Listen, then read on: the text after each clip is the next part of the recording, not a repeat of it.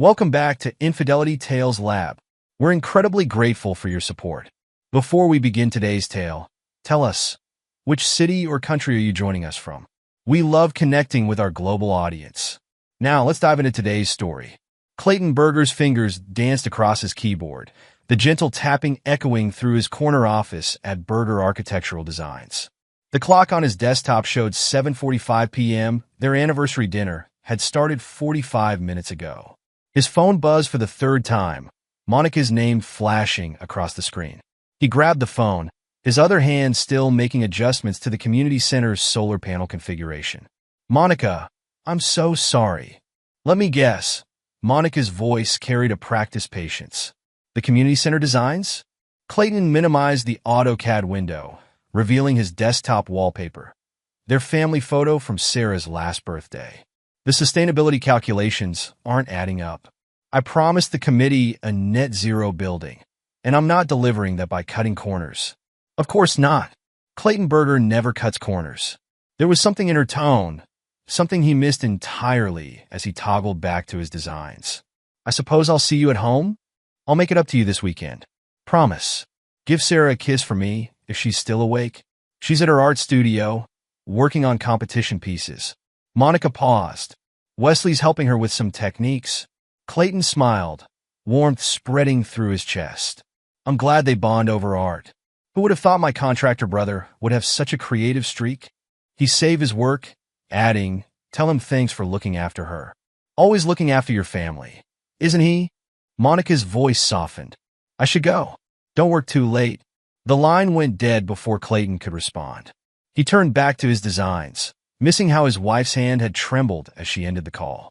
Across town, in room 742 of the Westbrook Hotel, Monica's phone clattered onto the nightstand. She turned to face Wesley, who lay watching her with those striking blue eyes, the same eyes that had caught her attention at Clayton's office Christmas party 15 years ago, the same eyes their daughter had inherited. "He's not coming home yet," she said, trailing her fingers down Wesley's chest. "Still working on his precious community center." Wesley caught her hand, pressing it against his heart. "You know what he's like. The great Clayton Berger, always putting his work first." There was bitterness in his voice, old and familiar. Dad's golden boy, following in his footsteps. "Not now, Wes." Monica straddled him, her dark hair falling like a curtain around their faces. "We have other ways to spend this time." Later, as they dressed, Wesley watched Monica apply her lipstick in the hotel mirror. "Sarah's art competition is next week. She wants me there." "Of course she does." Monica met his eyes in the reflection. "Her father should be there to support her." "I'm not her father, Monica." "Not really." Wesley yanked his tie straight with more force than necessary. "Clayton is. The same way he got everything else. The company, Dad's approval, you." Monica turned, cupping his face in her hands. "You have me now. Have had me for years." "And Sarah? She may have Clayton's name, but she has your talent, your eyes, your spirit. Isn't that enough?" Wesley pulled away, gathering his tools, the props for his supposed repair work at the house. "Is it enough for you?" Before Monica could answer, her phone chimed. "A text from Sarah, Mom. Mr. Chin says my piece might win first place. Dad's going to be so proud." Monica's chest tightened as she showed Wesley the message. His jaw clenched, but he forced a smile. "She's talented. Gets that from both of us, I suppose." "Wesley, I should go. Got another repair job scheduled for tomorrow. Wouldn't want to disappoint the family." He kissed her roughly, then headed for the door. "Same time next week?" Monica nodded, watching him leave. She waited 10 minutes, fixing her makeup and hair, ensuring no trace of Wesley remained. Then she too left, driving home to the life she'd crafted so carefully, where she played the role of devoted wife and mother in Clayton's perfect family. The next afternoon, Sarah sat in her school's art studio, adding final touches to her competition piece. A complex mixed media work exploring themes of identity and belonging. She didn't look up when the door opened, recognizing Wesley's footsteps. "That's coming along beautifully," he said, setting down his toolbox. "The way you've layered the textures. Reminds me of my first major piece." Sarah beamed at him. "Mom says you're the one who got me interested in art. always bringing over your sketchbooks when you'd come to fix things around the house. Wesley's hand trembled slightly as he reached for a brush, demonstrating a technique. Art's in your blood, kid. Some things just pass down naturally. Like my eyes? Sarah touched her face self-consciously. Mom says they're just like yours. Genetic coincidence, right? Since Uncle Clay and Mom both have brown eyes. Wesley's brush clattered to the floor. He retrieved it quickly, forcing a laugh.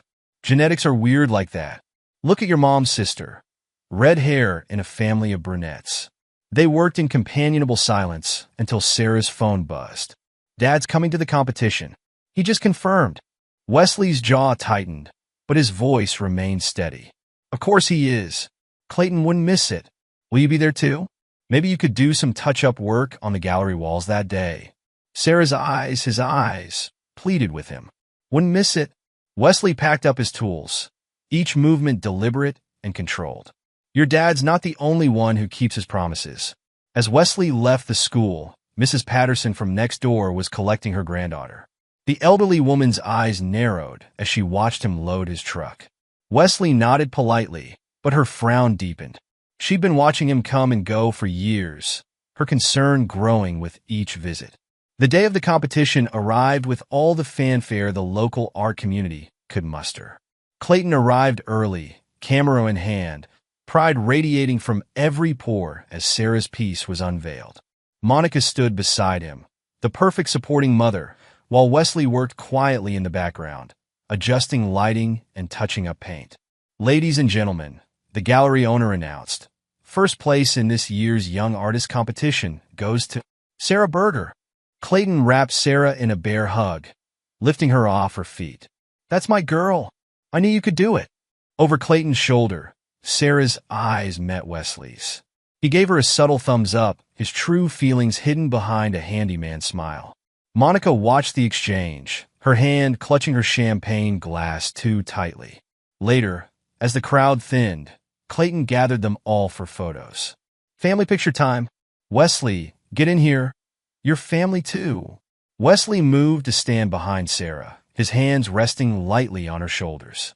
Monica positioned herself between them and Clayton, her smile never wavering as the camera flashed. Perfect, Clayton declared, reviewing the photo. The perfect family moment. Monica and Wesley exchanged glances, their perfect lie captured digitally forever, while Sarah leaned back slightly into her uncle's steady hands, unaware she was completing a triangle of deception that had begun long before she was born. The box of old photographs sat accusingly on Clayton's desk, disturbed from its dusty corner during office renovations. He'd meant to organize them quickly, but one image caught his eye, Sarah's first birthday. Monica held their daughter while Wesley stood nearby, his expression unreadable. Clayton frowned, flipping through more photos. Wesley appeared in an unusual number of them. Sarah's first steps, Christmas mornings, random Sunday afternoons. Strange, Clayton muttered, setting aside another photo of Wesley helping Sarah blow out candles. When did he become such a fixture in our lives? A knock interrupted his thoughts. His business partner, Michael Chun, entered with a stack of papers. Quarterly reports, he said, then noticed the photos. Trip down memory lane? Something like that. Clayton held up a picture of Sarah's 5th birthday. Did you know Wesley was at every one of Sarah's birthdays? I never realized how present he's been. Michael shifted uncomfortably. Speaking of presents, Clayton, there's something he stopped reconsidering. Never mind. It's not my place. What is it? It's probably nothing. Michael straightened some papers unnecessarily. Just last month when Monica said she was at that gallery conference in Chicago, I could have sworn I saw her at the Westbrook Hotel here in town. But I must have been mistaken. Clayton's phone buzzed. A text from Monica. Wesley's coming by to fix the kitchen sink. Don't worry about rushing home. Everything okay? Michael asked, noting Clayton's expression. Fine. Clayton tucked the photos away. Just how's maintenance issues? At home, Monica rushed through the kitchen, gathering things. Wesley's jacket, left from his last visit, needed hiding. She'd grown careless lately, leaving traces of their affair where previously she'd been meticulous about erasing all evidence. The doorbell rang. Monica checked her reflection, smoothed her hair, and opened the door to find not Wesley, but Sarah. "Mom, you won't believe what happened in biology today." Sarah burst in, dropping her backpack. "We're doing blood types, and something weird came up. Mine doesn't match what it should be, given yours and Dad's types." Monica's hand gripped the doorframe. "What do you mean?" "Well, you're type A and Dad's type B, right? So I should be either A, B, or AB. But I'm type O. Ms. Rodriguez says that's impossible unless—" "Your teacher is mistaken," Monica cut in sharply. "The hospital must have recorded it wrong when you were born. I'll call them tomorrow." "But—" "Sarah, please. I have a headache." Monica massaged her temples. "Wesley will be here soon to fix the sink. Why don't you show him your latest sketches?" Sarah's face brightened at Wesley's name, then fell slightly. "He's been here a lot lately. Is everything okay with the house?" "Old houses need constant maintenance, sweetheart. We're lucky to have Wesley." As if summoned by his name, Wesley's truck pulled into the driveway. Sarah ran to greet him, missing how her mother's hands shook as she quickly hid his jacket in the coat closet. Wesley hugged Sarah, holding on a moment too long. "Hey, kiddo, how's the art world's rising star?" "Confused about biology," Sarah replied. "Did you know about blood types?" "Sarah," Monica called from the doorway. "Homework, now." Once Sarah disappeared upstairs, Wesley approached Monica. "We need to talk. The sink first, in case Clayton comes home." "To hell with the sink." Wesley grabbed her arm. "I can't do this anymore, Monica. The sneaking around, watching my daughter call another man Dad, pretending I'm just a helpful uncle who appears whenever something needs fixing." "Lower your voice," Monica hissed, pulling him into the kitchen. "What do you want me to do? Tell Clayton? Destroy everything. Maybe it needs destroying." Wesley ran a hand through his hair. "Sarah's asking questions about blood types. She's not stupid, Monica. Soon she'll figure it out." "No, she won't. Not unless you tell her." Monica's voice turned hard. "Remember our agreement. This arrangement works for everyone." "Works for everyone?" Wesley laughed bitterly. "Works for you, you mean? You get everything. The perfect husband, the perfect house, the perfect life. I get to watch my brother raise my daughter and screw his wife on the side." Neither of them noticed Mrs. Patterson at her kitchen window next door, watching with growing concern. She'd seen too much over the years, the lingering touches, the long visits when Clayton worked late, the way Wesley looked at Sarah. She needed to warn Clayton before. A sharp pain shot through her left side. The last thing Mrs. Patterson saw before collapsing was Wesley storming out to his truck, leaving the sink unfixed and Monica standing alone in her perfect kitchen, surrounded by hairline cracks in her perfect lie. Later that evening, Monica sat at her computer, carefully transferring small amounts from the family account to her private one.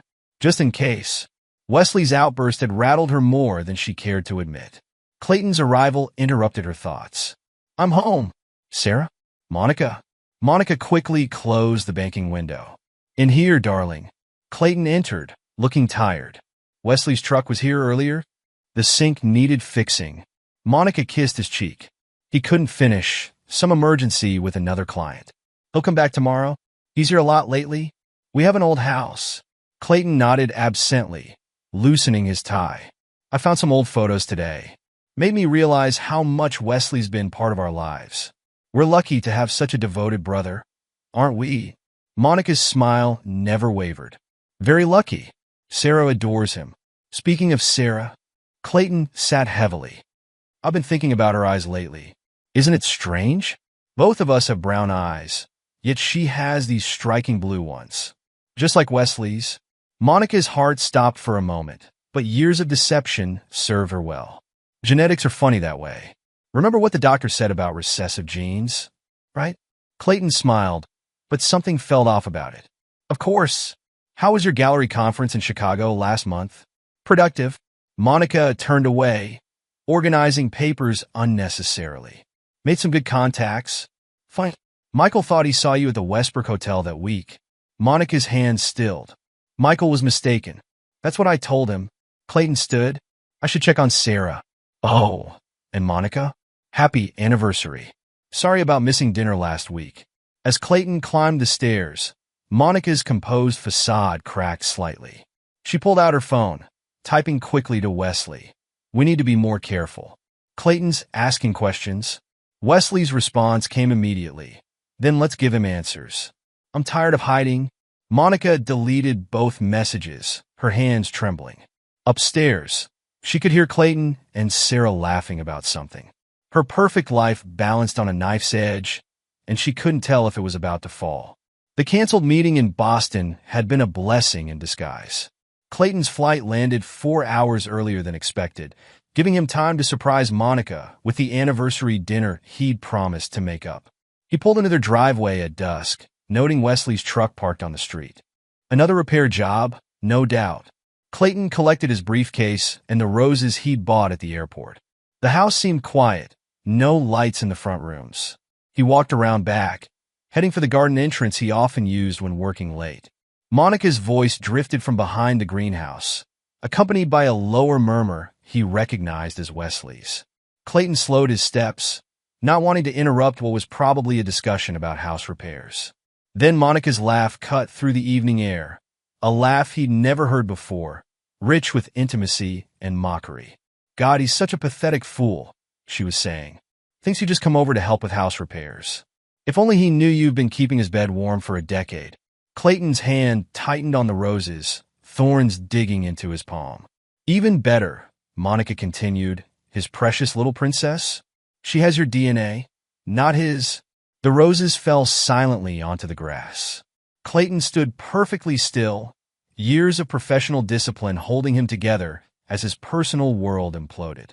We should tell him, Wesley's voice now, urgent and low. Sarah deserves to know her real father. And risk losing everything? No. Clayton's the perfect husband, successful, trusting, completely oblivious. Why rock the boat? Because I'm tired of watching my daughter call him dad. Lower your voice. Mrs. Patterson's already suspicious enough. Clayton backed away silently, his movements measured and controlled. Inside his home office, he sat at his desk, opened his laptop, and began to type. His hands didn't shake. His breathing remained steady. Years of managing high-stress projects had taught him how to function through crisis. First, he accessed their financial accounts. Joint checking, savings, investment portfolios, everything they'd built together over 16 years of marriage. Next, he pulled up his international contacts list. A decade of designing buildings across Asia had left him with a network of trusted allies. He began composing emails, his architect's mind already drafting blueprints for a different kind of construction, the systematic deconstruction of his life. Behind him, through the office window, he could still hear them in the garden. Their voices had dropped to murmurs again, punctuated by occasional laughter. Each sound drove Clayton's fingers faster across the keyboard as he methodically executed the first phase of his plan. He accessed the firm's financial systems next. As majority shareholder, he had complete control. Every project, every contract, every asset would need to be accounted for. He created a detailed spreadsheet, his trained eye for detail catching every nuance, every possibility. His phone buzzed, a text from an international number he recognized. Good. Things were already in motion. He replied with a series of coded instructions, then turned to his personal documents. Passport, birth certificate, property deeds, everything he'd need. The garden door slammed. Clayton heard Monica's heels on the kitchen tile, then Wesley's heavier footsteps. Their voices carried through the house. Same time next week? Wesley asked. Clayton has that charity dinner. I'll text you. You should come by the hotel earlier. I have something special planned. Their voices faded as they moved toward the front door. Clayton continued typing, each keystroke another brick in the foundation of his response to their betrayal. He heard the front door open and close, then Wesley's truck starting up.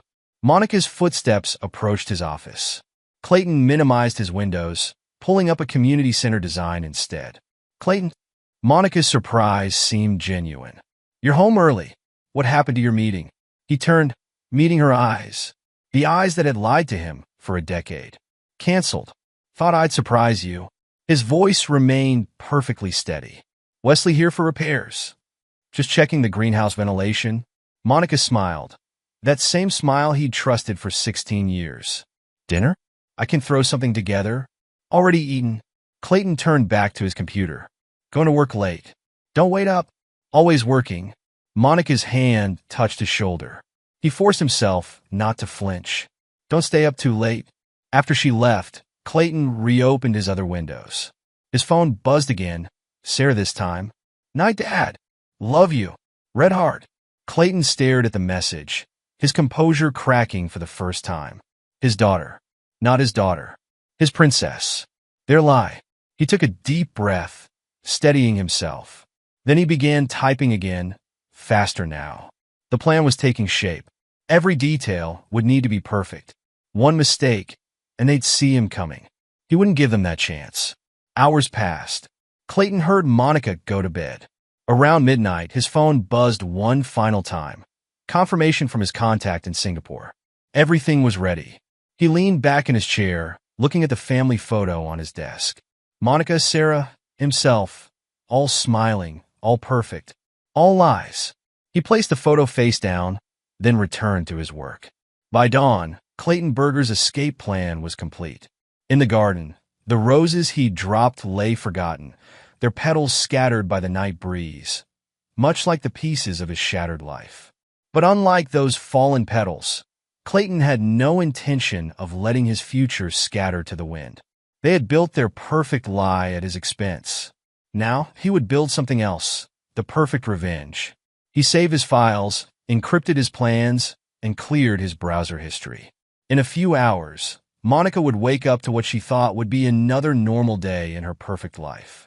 She had no idea that her decade of deception had just met its match in the methodical mind of the man she'd so gravely underestimated. Clayton stood straightening his tie. Time to set things in motion. They played their game for 10 years. Now it was his turn. The morning sun hadn't yet touched the windows of Clayton's office when he began executing his plan. His computer screen reflected a complex web of financial transactions, each carefully designed to be untraceable. Numbers shifted from account to account, disappearing into a maze of international transfers. Mr. Berger? His secretary's voice crackled through the intercom. Mr. Yamamoto from Singapore is on line 1. Clayton picked up the phone. Hiroshi, thank you for accommodating my timeline. Your wire transfers are proceeding as planned, Hiroshi replied. Though I must ask, are you certain about the discount on your company's shares? They're worth significantly more. Speed is worth more than money right now. Clayton's eyes fixed on his family photo. Has the paperwork been prepared as discussed? Yes. Your new identity awaits. But Clayton, as your friend. Thank you, Hiroshi. That will be all? Clayton ended the call and turned to his computer, initiating the final sequence of transfers. Across town, Monica woke to an empty house. Nothing seemed amiss at first. Clayton often left early for work.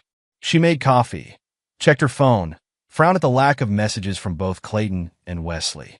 The silence felt different today, heavy with something she couldn't name. The doorbell rang at 9 a.m. A courier handed her a thick envelope and departed without a word. Monica's hands trembled as she opened it, legal papers spilling onto the kitchen counter. Divorce papers, asset transfer notifications, bank statements showing empty accounts. Her coffee cup shattered on the tile as she frantically dialed Wesley's number. He knows, she whispered when he answered. Clayton knows everything. Wesley arrived 15 minutes later to find Monica surrounded by papers, her carefully maintained composure shattered. He's taken everything, she said, voice hollow. Every account, every asset. Even my separate account is frozen. Wesley grabbed the papers, scanning them with increasing alarm. How did he? These are from banks I didn't even know we had accounts with. Your brother's not as pathetic as we thought. Monica laughed hysterically. All these years, we thought we were so clever. Mom? Sarah stood in the doorway, backpack half slung over her shoulder. What's going on? Why are you home? Uncle Wesley? Before either could answer, another car pulled into the driveway. Through the window, they watched Clayton's lawyer, Richard Chun, approach with another stack of documents. Mrs. Berger. Richard's voice was professionally detached as he entered the kitchen. Mr. Barnes. Miss Berger. I have some documents requiring your immediate attention. Sarah looked between the adults, confusion mounting. Where's Dad? Richard placed his briefcase on the counter. Mr. Berger has authorized me to inform you that he has resigned from Berger Architectural Designs, effective immediately. The company has been sold to our Japanese partners. He turned to Monica. Mrs. Berger, you'll find complete documentation of Mr. Berger's departure, including evidence necessitating these actions. He pulled out a folder containing photographs, hotel receipts, text messages. A decade of deception laid bare in clinical detail. Oh God, Monica whispered. Dad's gone? Sarah's voice cracked. I don't understand. Mom? Wesley moved toward his daughter, his biological daughter, but Monica's sharp glance stopped him. Richard continued methodically removing documents from his briefcase. Mr. Berger has also instructed me to inform you that all joint accounts have been legally dissolved. Mrs. Berger's personal account has been frozen pending investigation of irregular transfers. Additionally, he turned to Wesley. The IRS has been notified of certain discrepancies in Barnes Contracting's tax filings. He can't do this, Wesley growled. I assure you, Mr. Barnes, he can and has. Richard placed a business card on the counter. My office will be handling all further communication. Good day. He left them standing in the kitchen, Sarah's bewildered questions filling the space between Monica's shocked silence and Wesley's growing rage. Outside, neighbors peered through windows, phones already buzzing with the first ripples of scandal. Mom, please, Sarah begged. What's happening? Monica stared at the documents, years of carefully constructed lies crumbling around her. Your father, he's gone, Wesley finished. Clayton's gone? The word echoed through the house, through their lives, through the community as news spread. Clayton Berger, respected architect and pillar of society, had vanished. In his wake, he left a devastated family, frozen accounts, and a trail of questions no one seemed able to answer. By evening, reporters gathered outside the house. Monica's phone buzzed constantly, friends, gallery clients, bank officials, all demanding explanations she couldn't give. Wesley paced the kitchen, making frantic calls to his accountant about the impending tax audit. Sarah sat in her room, staring at her phone. Her last text to Clayton, "Night, Dad. Love you." Red heart remained unanswered. Below it, a new message appeared. All accounts associated with Clayton Berger have been deactivated. In his now empty office downtown, Clayton's name was already being removed from the door. His computer had been wiped clean, his personal items shipped to addresses that didn't exist. The community center designs, his masterpiece project, sat abandoned on his former desk. Somewhere over the Pacific Ocean, a man with Clayton's face, but a different name on his passport, smiled politely at a flight attendant. Below him, the lights of his old life receded into darkness. In his briefcase, perfectly organized files documented every step of his disappearance. The first phase was complete. Back in the kitchen, Monica stared at her reflection in the window, watching reporters multiply on her lawn like vultures. Wesley's words from years ago echoed in her mind. This arrangement works for everyone. Now, as her perfect world collapsed around her, she realized Clayton had been working too. Not on his community center, but on ensuring their arrangement would work for no one but him. The gallery's lights seemed harsh, highlighting every crack in Monica's carefully maintained facade. 2 weeks had passed since Clayton's disappearance, and her world had shrunk to whispers and averted gazes. She stood before her latest exhibition, watching potential buyers drift away upon recognizing her.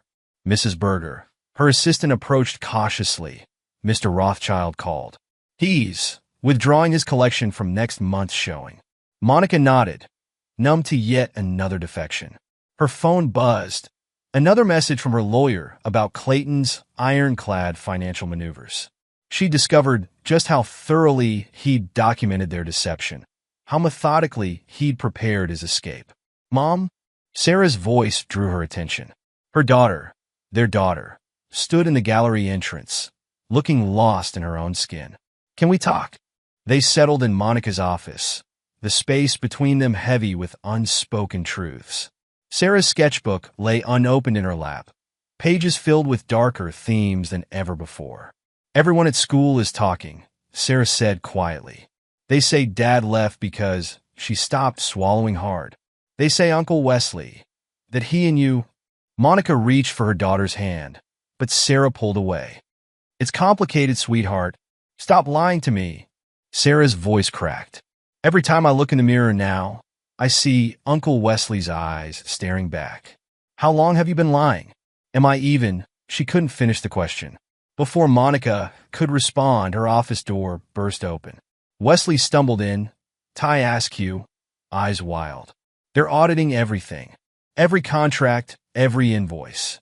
Clayton didn't just alert them to recent files. He gave them records going back years. Lower your voice, Monica hissed, glancing toward the gallery. Lower my voice? My business is being torn apart. Karen's left me, took the kids to her mother's. Says she can't handle the scandal. Wesley raked his hands through his hair. Meanwhile, you're still playing gallery director like nothing's changed. Everything's changed. Monica stood, her own composure finally cracking. My clients are leaving, my reputation is ruined, and my daughter— Our daughter— Wesley shouted. Sarah's sketchbook clattered to the floor. Pages scattered, revealing dark swirls and broken figures. She fled the office, ignoring their calls. In the following days, Monica's carefully constructed life continued to unravel. The gallery's foot traffic dwindled to nothing. Her social circle evaporated. Even her yoga instructor declined to renew her sessions. Wesley moved in out of necessity.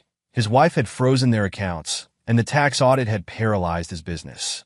They rattled around the big house like ghosts, their affair stripped of its excitement, laid bare in the harsh light of consequences. Sarah started therapy, recommended by her school counselor. She sat in Dr. Martinez's office, surrounded by soothing colors that did nothing to calm her inner turmoil. Tell me about your art, Dr. Martinez suggested during their first session. Sarah stared at her latest sketch, a butterfly trapped in a web of lies. I used to draw what I saw. Now I draw what I feel, and everything feels wrong. Wrong how? Like my whole life has been a lie. Like I'm not who I thought I was. Sarah touched her face, tracing features she now recognized as Wesley's. Mom and Wesley, they're trying to act like we're suddenly this new family. Like Dad never existed. And how do you feel about Clayton? Sarah's hands trembled. He left without saying goodbye, without telling me why. But then I think about all the lies, and maybe he wasn't really my dad anyway. Biology doesn't define family, Dr. Martinez said gently. Then what does? Lies? Secrets? Everyone telling me everything's fine when it's not. Sarah's voice rose. My mom's gallery is empty. Wesley drinks and yells about Dad ruining his life. And I'm supposed to just adjust? At home, Monica and Wesley's relationship deteriorated under the weight of consequences. Their passionate affair had become a grim coexistence. We could start over, Wesley suggested one night, drunk again. Move somewhere new. Be a real family. Monica laughed bitterly. A real family? We destroyed a real family, Wesley. We're just wreckage. At least I'm honest about who I am now, he slurred. No more pretending to be the helpful brother-in-law. No more watching another man raise my daughter. No, now you're the drunk who ruined his brother's life. Much better. Their arguments echoed through the house, each word another crack in Sarah's foundation. She spent more time at her art studio, pouring her pain onto canvas.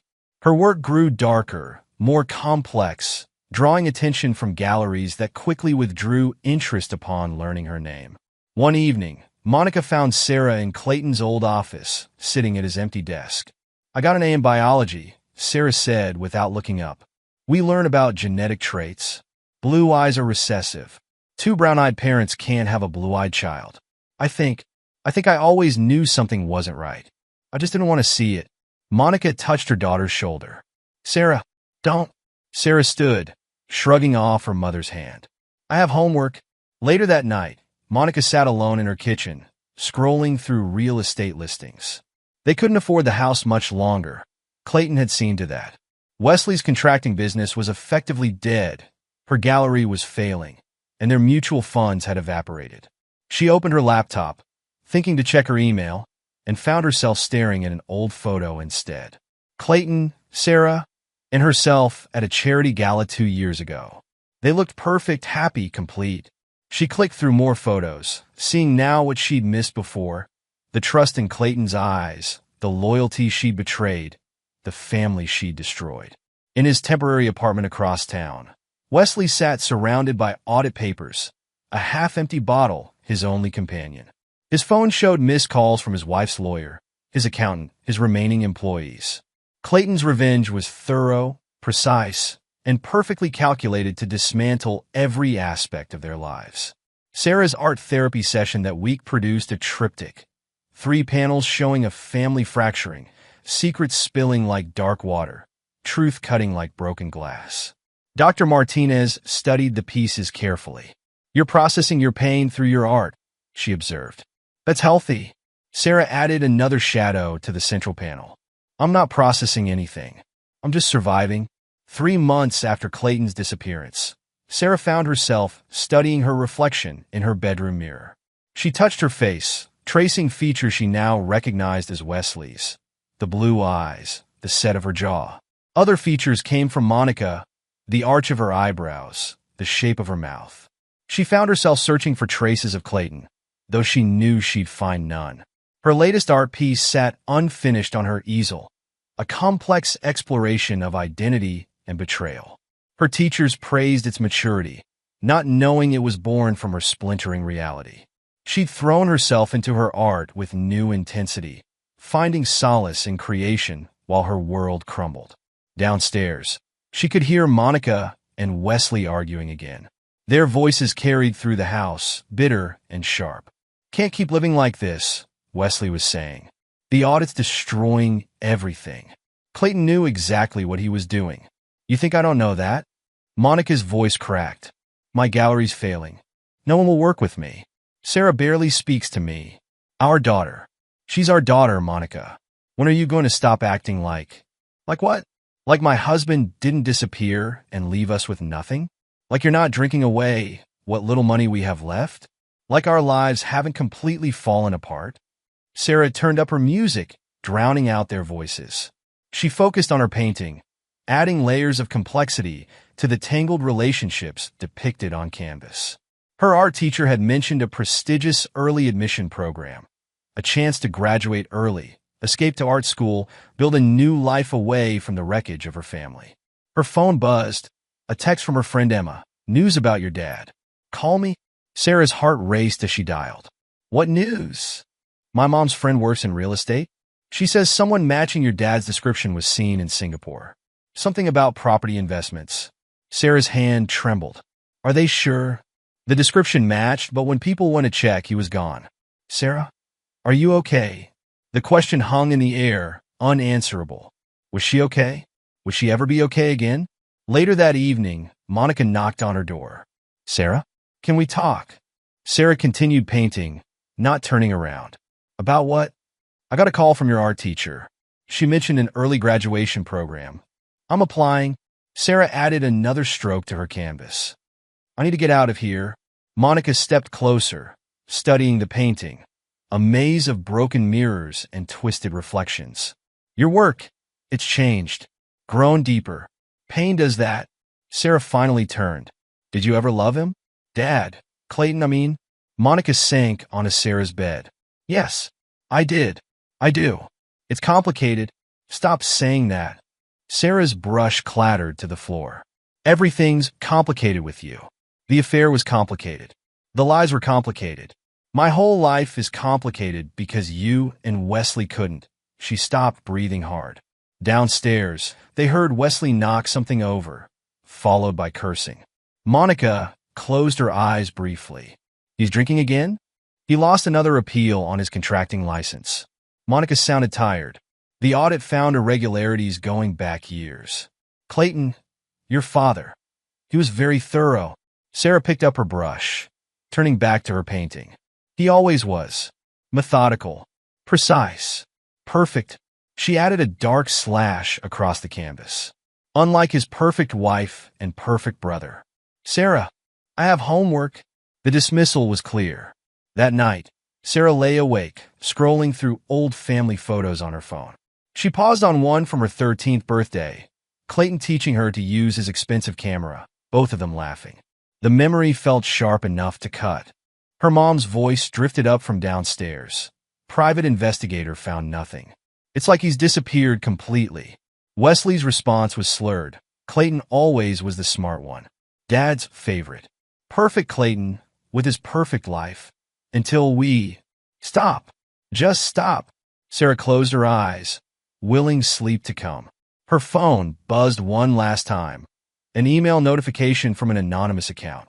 Her heart stopped when she opened it. An application fee payment confirmation for the early graduation program. The sender's name was masked, but she knew. Somehow she knew. The next morning, Monica found another envelope in their mailbox. No return address, no markings, just her name in typed letters. Inside was a single photograph. Clayton at what appeared to be an Asian airport, dated 2 days ago. She studied his face, thinner, tanned, but unmistakably him. On the back, typed numbers matched dates and amounts from her secret account transfers over the years. He's taunting us, Wesley said when she showed him the photo. He was nursing another hangover, his hands shaking as he held the image. Showing us he can see us, but we can't find him. Monica placed the photo in her desk drawer, alongside the growing collection of similar messages. Each one a reminder of Clayton's invisible presence in their lives. He's not taunting Wesley. He's hunting. Methodically, patiently, exactly like he always did everything else. Upstairs, Sarah worked on her application essays, pouring her pain into carefully crafted words. Her art portfolio grew darker, richer, more complex. Teachers whispered about her talent, born from tragedy. Fellow students kept their distance, the scandal still too fresh, too fascinating. Wesley's phone rang, his lawyer again. The appeal on his contracting license had been denied permanently. As he listened to the legal explanations, his eyes fixed on the bottle on Monica's kitchen counter. 10 years of secret meetings in hotel rooms had devolved into this. Living in his brother's house, drinking away his days, watching his daughter avoid his gaze. We could try another appeal, his lawyer was saying. With what money? Wesley laughed bitterly. Clayton made sure we won't have that kind of resources again. Later that week, Sarah sat in Dr. Martinez's office, describing her latest artwork. It's about perception, she explained. How we see ourselves versus how others see us versus what's actually true. If there even is a truth anymore. And how do you see yourself now? Dr. Martinez asked. Sarah stared out the window. As a collage. Pieces of Monica, pieces of Wesley, pieces of the life I thought I had with Clayton. None of them fit together anymore, but they're all still there. That evening, Monica found Wesley in Clayton's old office, surrounded by empty bottles. We need to talk about Sarah, she said. About her graduating early. Running away, you mean? Wesley didn't look up. Can't blame her. We destroyed everything she believed in. We did what we... Don't. Wesley finally met her eyes. Don't say it was complicated. Don't say we had our reasons. We were selfish, Monica. We wanted what we wanted and didn't care who we hurt. And now, he gestured at the empty office, the scattered bottles, their broken lives. Now we get to live with it. Sarah listened from the hallway, her heart aching.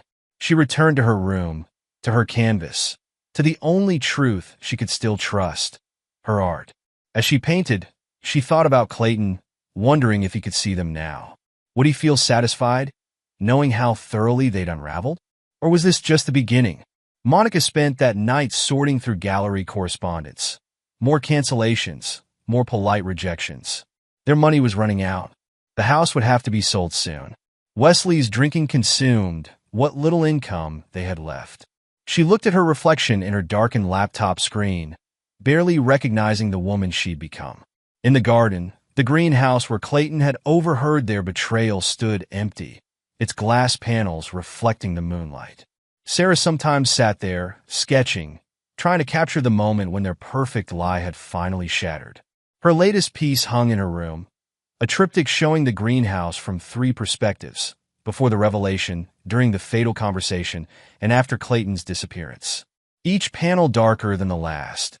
Each truth more painful than the one before. Wesley stared at the painting when he passed her room. You've captured it perfectly, he said, his voice rough. The moment everything fell apart, Sarah didn't respond, just added another layer of shadow to her canvas. In the growing darkness of her art, she found a strange kind of light, the truth finally unveiled in all its painful clarity. The month ended with another anonymous envelope. This time, a simple bank statement showing a scholarship fund established in Sarah's name.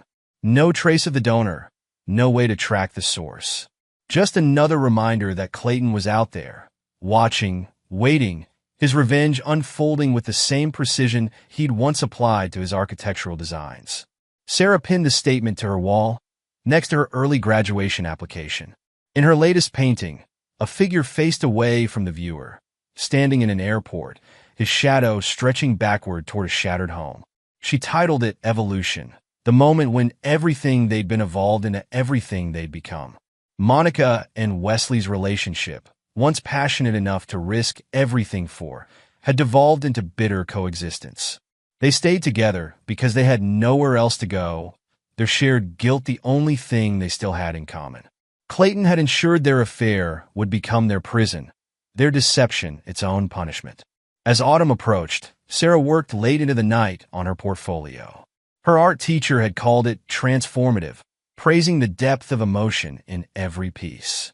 Only Sarah knew the true source of that emotion, the pain of betrayal, the weight of lies, the strange gratitude toward the man who had exposed it all. The perfect lie had evolved into the perfect punishment. Each day brought new consequences, new revelations, new reminders of what they'd lost. Clayton's revenge wasn't just in the taking of their money or the destruction of their reputations. It was in forcing them to live with the truth they'd so carefully hidden, to see themselves as clearly as he had seen them that evening in the garden. Sarah's final painting of the season showed a butterfly emerging from a chrysalis made of broken mirrors. She titled it Metamorphosis, a testament to their evolution from the people they'd pretended to be to the people they'd become. The perfect lie had transformed them all, and Clayton, even in his absence, conducted their evolution like a master architect, designing their destruction with the same precision he'd once used to build their life. The man who had once been Clayton Berger studied his reflection in his hotel mirror, adjusting his tie with the same precision he'd once applied to architectural drawings.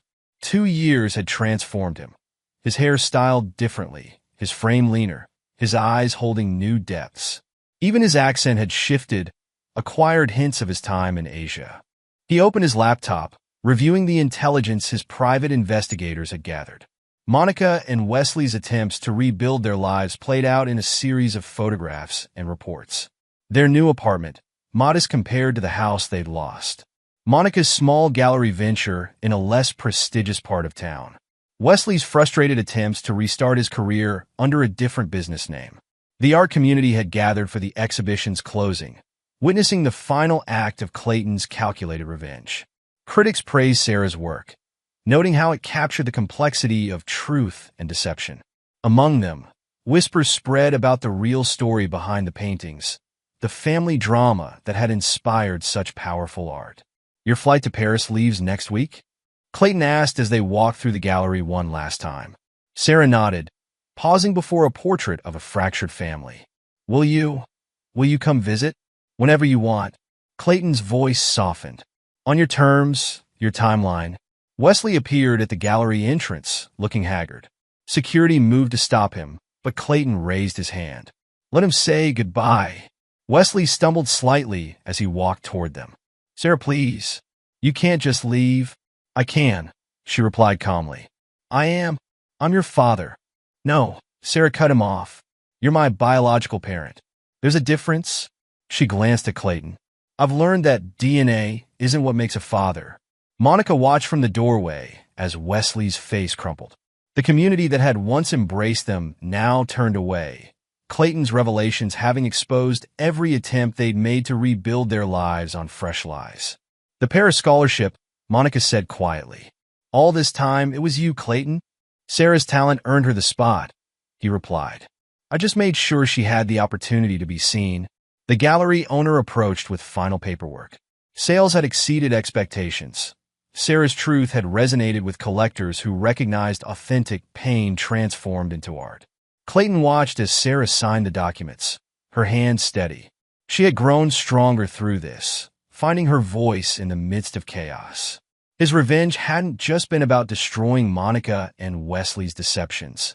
It had been about giving Sarah the space to discover her own truth. "The movers will pack your studio next week," he said. "Everything will be shipped to Paris ahead of you." Wesley made one last attempt. "Sarah, we can fix this. Your mother and I." "There's nothing to fix," Sarah interrupted. "You and Mom broke something irreparable years ago. Every lie since then has just been trying to hide the cracks." She turned to Clayton. "But sometimes broken things become art. Sometimes the truth, however painful, sets us free." The community had watched the drama unfold over 2 years. Clayton's disappearance, Monica and Wesley's fall from grace, and now this final act. His revenge hadn't required violence or direct action. He had simply exposed their lies and let truth do its work. Monica's gallery remained locked, her reputation in the art world destroyed. Wesley's contracting license was permanently revoked, his attempts at rebuilding his business thwarted at every turn. They had lost everything: social standing, financial security, and most importantly, their daughter's trust. But Clayton had gained something unexpected. Not just revenge, but redemption. In supporting Sarah's art, in watching her transform pain into beauty, he had found a way to rebuild what mattered most: the relationship with the daughter who, despite biology, was truly his. "Ready?" he asked Sarah as the gallery lights dimmed for the last time. She looked at her parents. Monica trying to maintain composure, Wesley broken by revelations, then turned to Clayton. "Yes, I'm ready for truth now." They walked out together, leaving Monica and Wesley in the emptying gallery, surrounded by paintings that told the story of their destruction. Clayton's revenge was complete, not through violence or direct action, but through the simple, devastating power of truth exposed. The community that had once whispered about Clayton's disappearance now nodded in understanding. His calculated revenge had revealed not just Monica and Wesley's betrayal, but the strength of the bond between a father and daughter.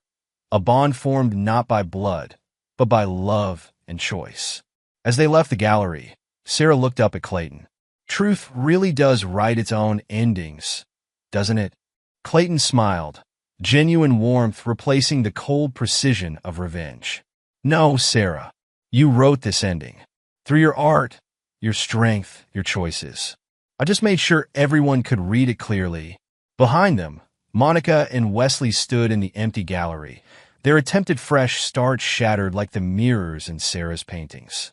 They had lost everything: each other, their daughter, their future, while Clayton had found something more valuable than revenge: honesty, redemption, and the unshakable bond with the daughter who had chosen him, just as he had chosen her. Mr.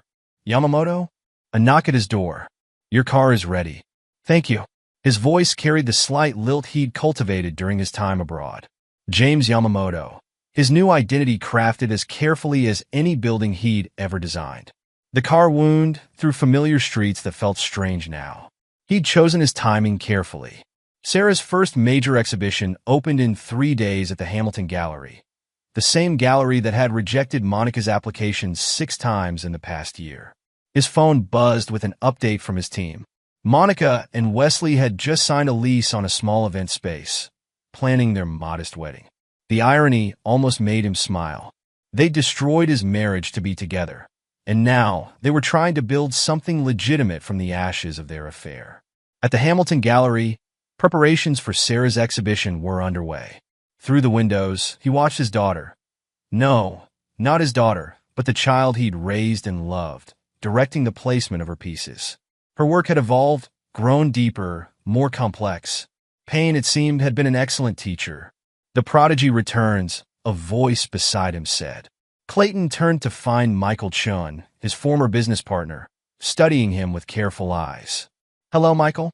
I almost didn't recognize you." Michael glanced at the gallery. "She's talented. Gets better every year. You've kept in touch?" "Someone had to." Michael's voice held an edge. "After you disappeared, after I discovered my wife and brother's decade-long betrayal, Clayton corrected quietly. Michael nodded slowly. Your revenge was thorough. It's not finished. Inside the gallery, Sarah stepped back from a large canvas, a complex piece showing fractured reflections of family photographs. Clayton had followed her progress through art school, anonymously funding her education while watching her turn their family's destruction into haunting beauty. His phone buzzed again. Monica's latest gallery venture had just lost its primary investor. Right on schedule. Wesley's attempt to register a new contracting business under his cousin's name had been flagged for investigation. The pieces were falling into place. Will you tell her? Michael asked, nodding towards Sarah. About the funding? The anonymous support? Clayton straightened his tie. She'll know soon enough. He'd timed everything precisely. The exhibition would open on the anniversary of his discovery in the garden. Monica and Wesley would attend, playing the supportive parents, never suspecting that their careful attempts at rebuilding were about to crumble again. Later that evening, Clayton sat in his hotel room, reviewing his final preparations. On his laptop screen, surveillance footage showed Monica and Wesley arguing in their apartment. Their relationship had grown brittle under the strain of poverty and public shame. His revenge had stripped away their passion, leaving only mutual blame and resentment. The invitation to Paris arrived, he asked during his nightly call with his team. Delivered this morning. Sarah was ecstatic. And the other arrangements? All in place.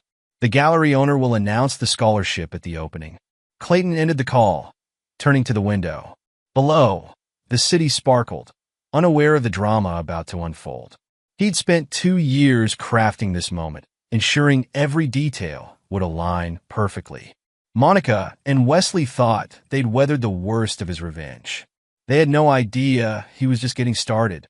His phone chimed, another update. Wesley had tried to contact his ex-wife again, begging for reconciliation. Monica had discovered the attempt and stormed out of their apartment. Such predictable patterns. Such exploitable weaknesses. The exhibition catalog lay open on his desk, Sarah's artist statement catching the light. In exploring themes of identity and betrayal, I seek to understand how truth shapes us, even when that truth shatters everything we thought we knew. Clayton traced the words with his finger. She'd grown so much, transformed her pain into art that spoke to universal truths. He'd made sure her talent found recognition, even as he systematically destroyed the lives of those who had betrayed him.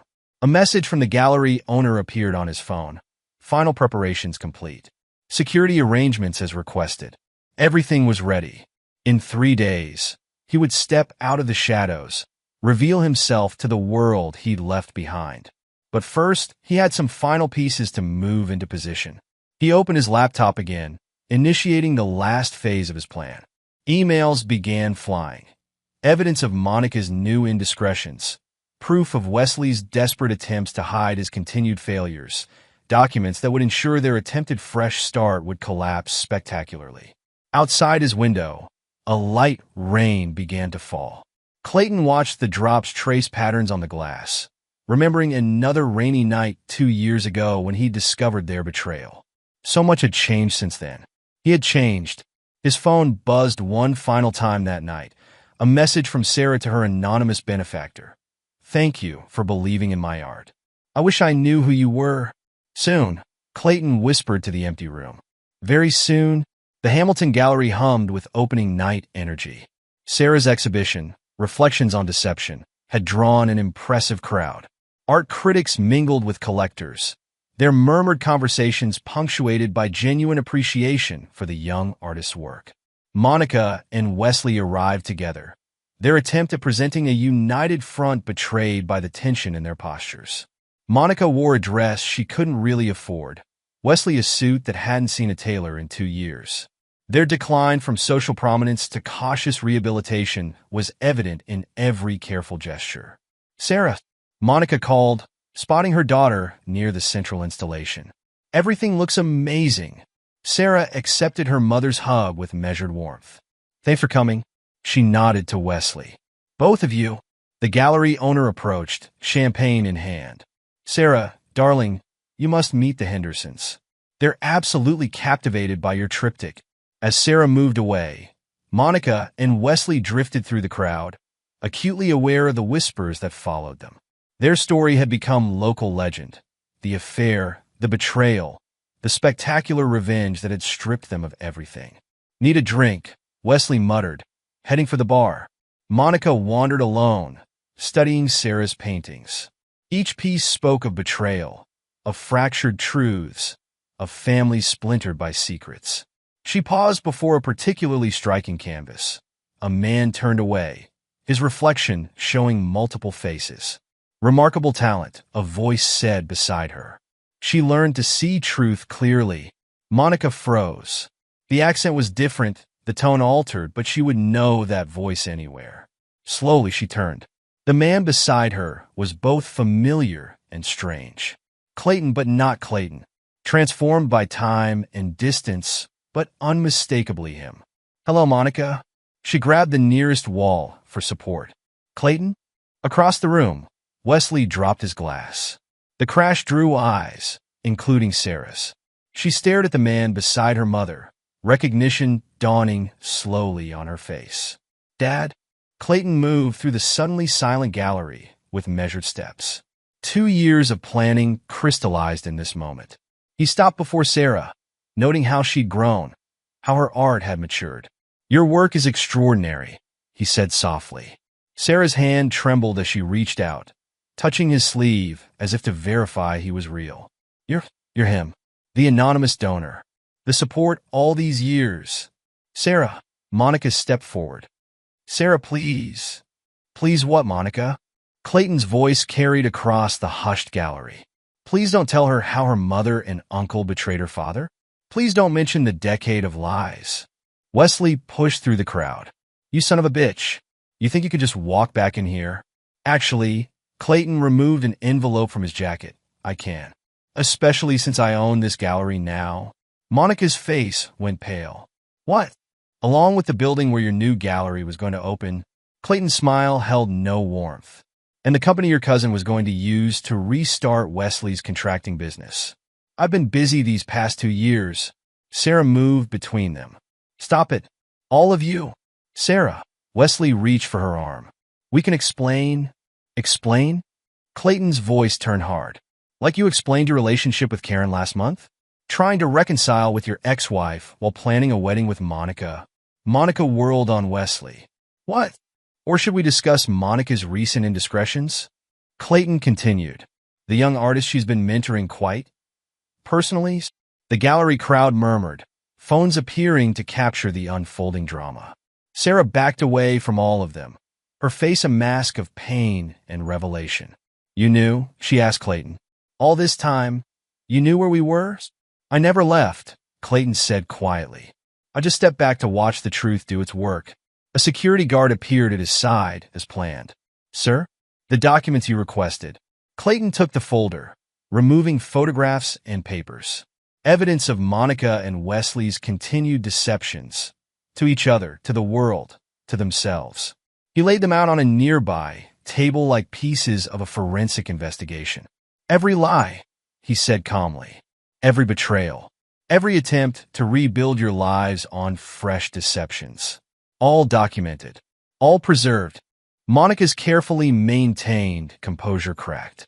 "Why? You've already destroyed us. What more do you want?" "Justice," Clayton replied. "Truth." The same things Sarah explores in her art. The gallery owner stepped forward, reading the room's tension. "Perhaps we should."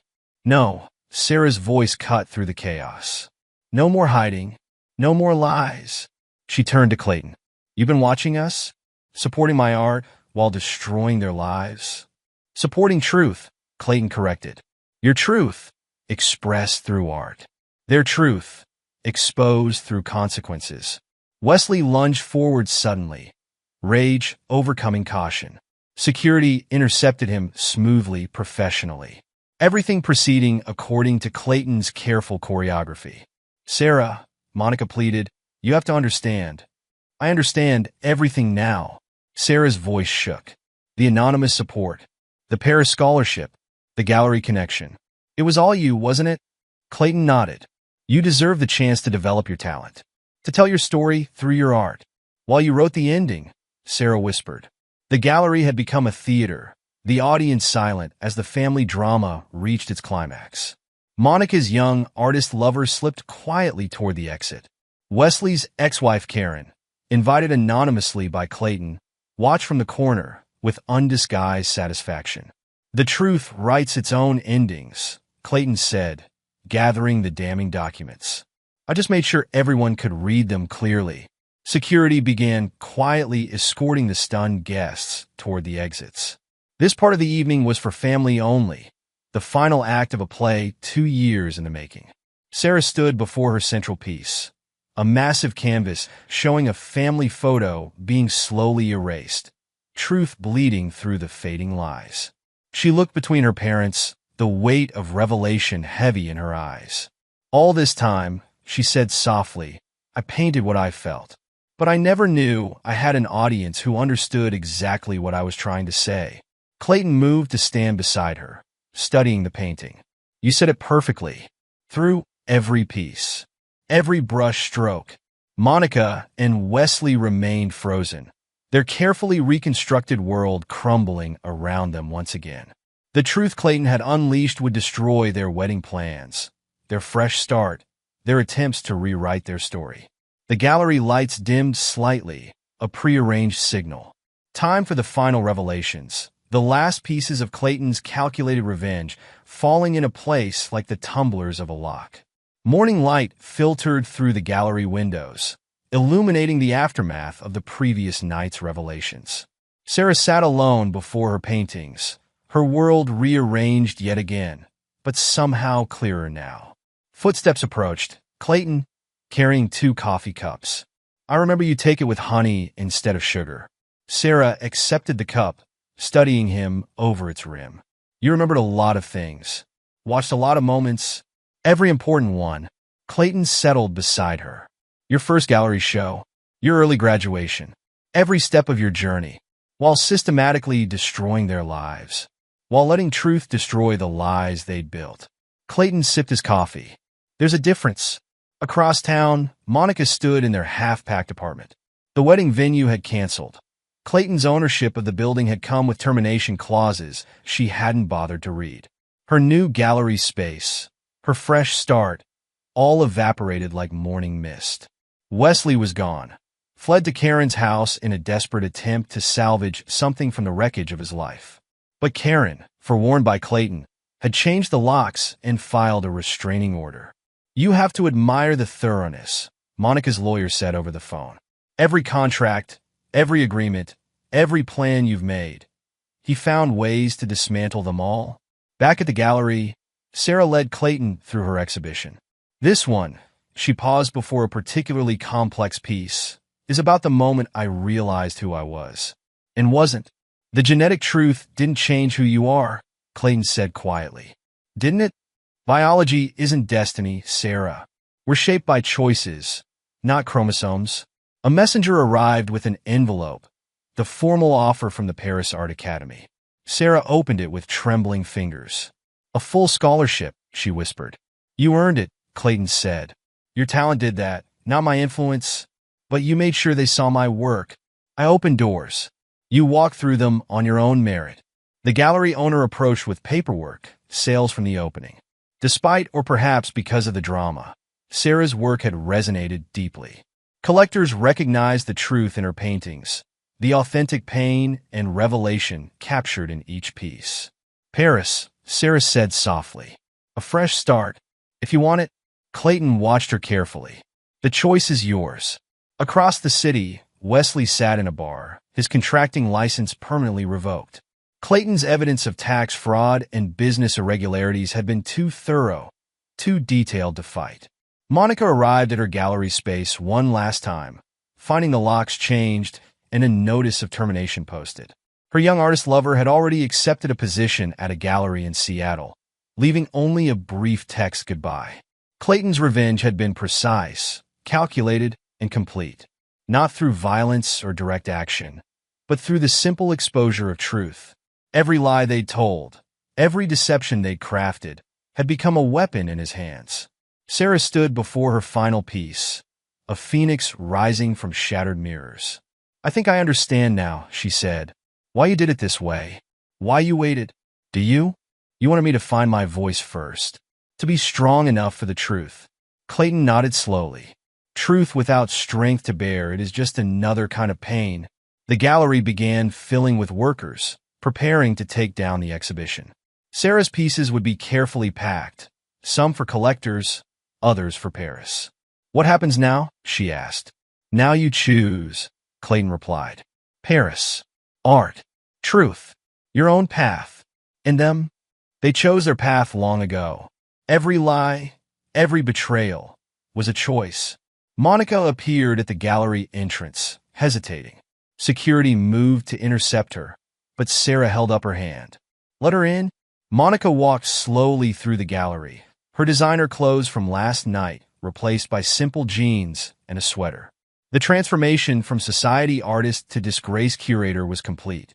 Sarah, she began. I'm going to Paris. Sarah cut her off. I've accepted the scholarship. Monica's eyes filled with tears. I know I don't deserve to ask anything, but... No, Sarah said quietly. You don't? Clayton watched the exchange silently. Seeing the strength in Sarah he'd helped nurture from afar. She was no longer the confused teenager he'd left behind, but a young woman who had transformed pain into art, betrayal into truth. The art community had gathered for the exhibition's closing, witnessing the final act of Clayton's calculated revenge.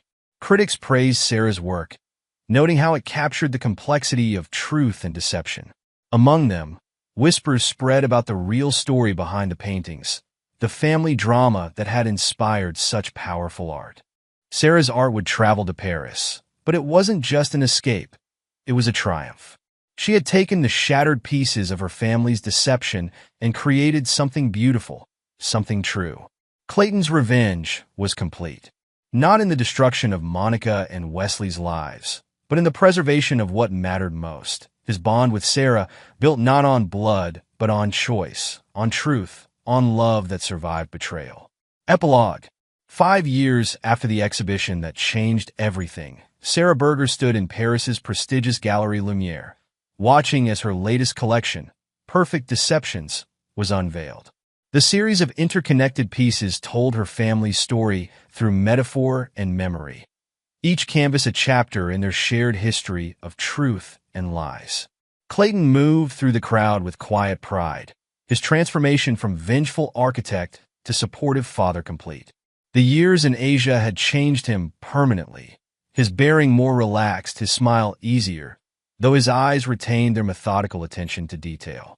He'd built a successful international consulting firm, designing sustainable communities across Southeast Asia while maintaining his careful watch over those who had betrayed him.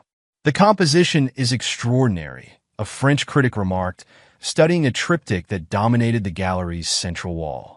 The way you've captured familial deception, it's both universal and painfully personal. Sarah nodded, touching the delicate gold pendant Clayton had given her on her graduation from the Paris Art Academy. Truth has its own beauty, she replied in perfect French. Even when it hurts. The pendant was a butterfly emerging from a chrysalis made of broken mirrors, a physical embodiment of the transformation she'd undergone. At 20, she'd become one of Paris's most promising young artists, her work sought after by collectors who recognized the depth of emotion behind each piece. Across the Atlantic, in a small apartment on the outskirts of their old city, Monica Castillo lived a diminished version of her former life. Her attempted revival in the art world had failed repeatedly, Clayton's influence ensuring that each new venture collapsed before it could take root. She taught basic art appreciation at a community center, her classes half empty, her name still carrying the taint of scandal.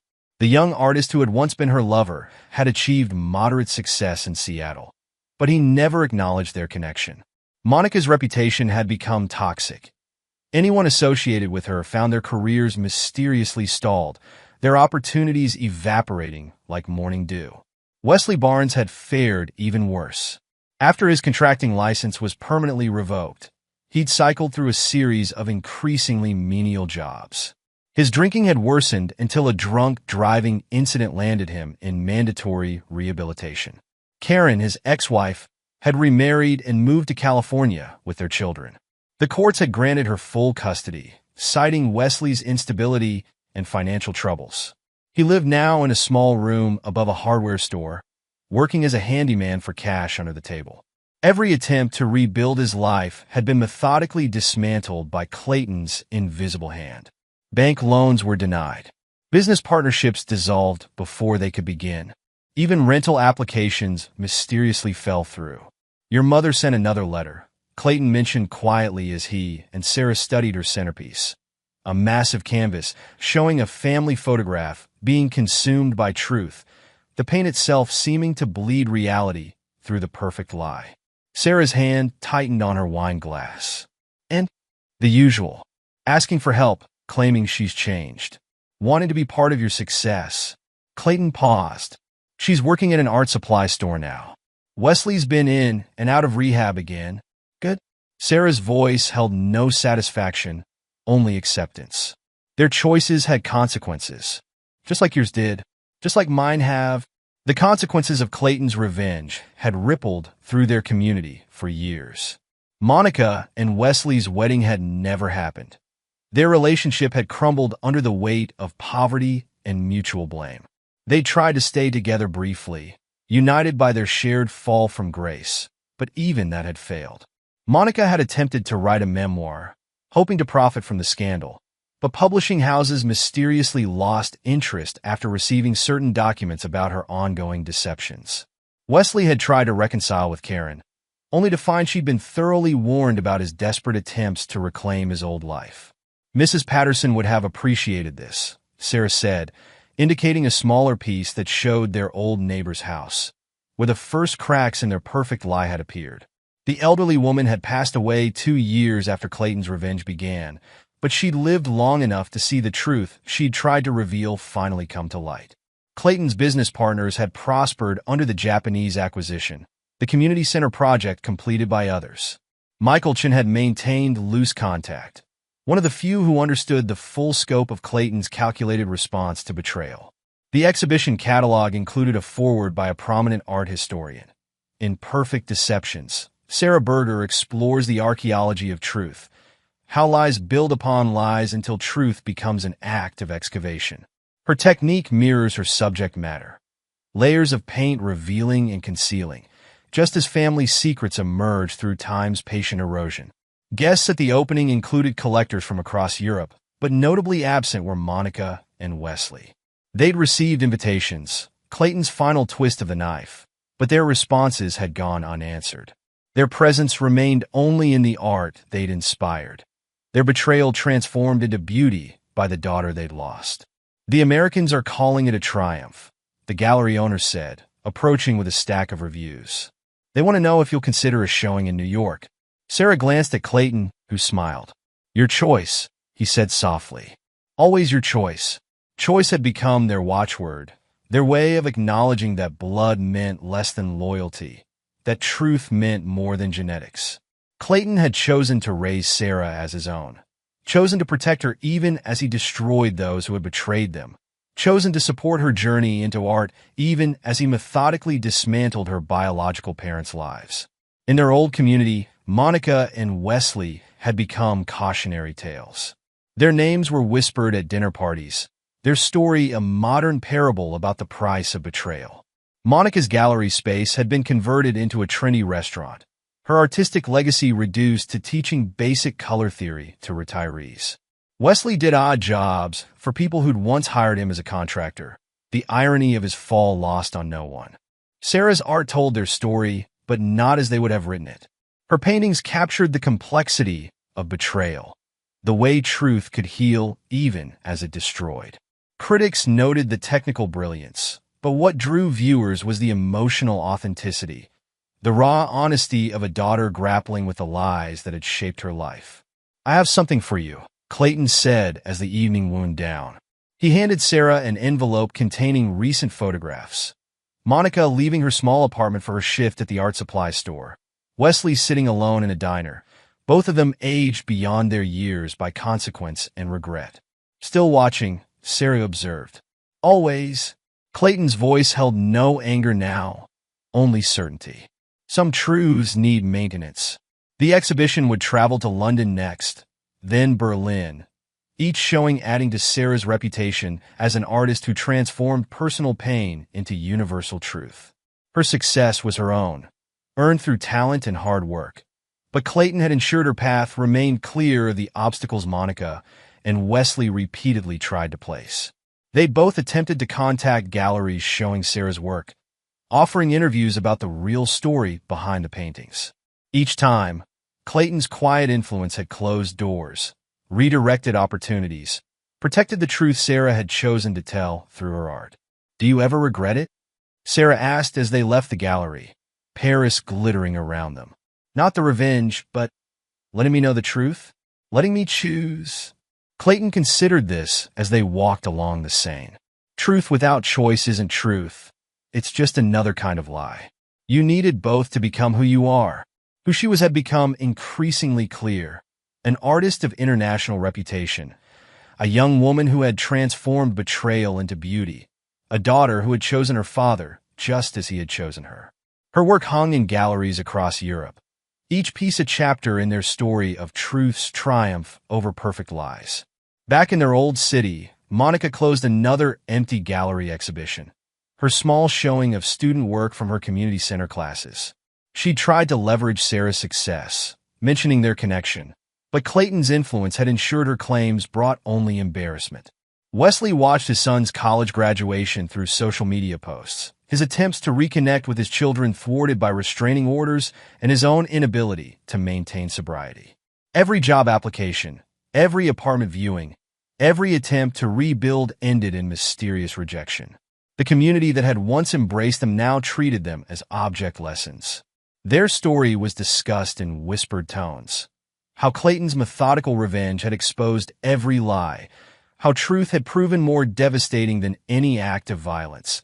How karma had worn a patient smile and executed its justice with architectural precision. Sarah's Perfect Deceptions exhibition would eventually be recognized as a defining moment in contemporary art, not just for its technical brilliance, but for its unflinching examination of truth, betrayal, and redemption. Critics would note how each piece seemed to reveal new layers with each viewing, just as Clayton's revenge had unfolded in careful, deliberate stages. As father and daughter walked along the Seine, their conversation turned to future projects. Sarah had begun sketching ideas for a new series, while Clayton's consulting firm had expanded into environmental sustainability.